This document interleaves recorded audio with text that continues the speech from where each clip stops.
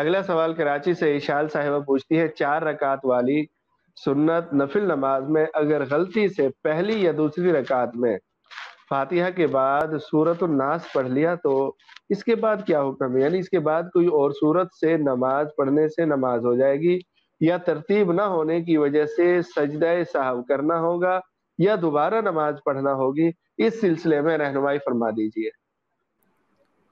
اس صورت میں سجدہ سہو لازم نہیں ہوگا، اور نماز کا اعادہ یعنی دوبارہ نماز لوٹانا لازم نہیں ہوگا۔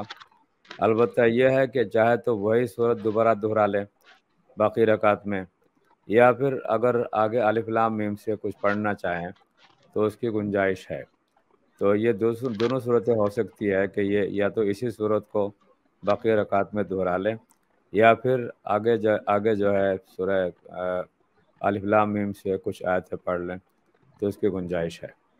جزاکم اللہ جزاک خیر۔ اللہ۔ باقی مفتی صاحب اگر کوئی یہ چونکہ سنن و نوافل ہیں، پیچھے سے بھی اگر کوئی پڑھ لے، مثلا سورت ناس آخر میں پڑھی، اب سورت فلق پڑھ لے اگلی رکعت میں، تو آیا کوئی حرج ہوگا یا نہیں سنن و نوافل میں؟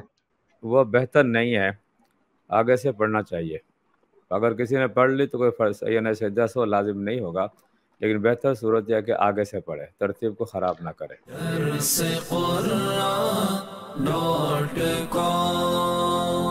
www.darsequran.com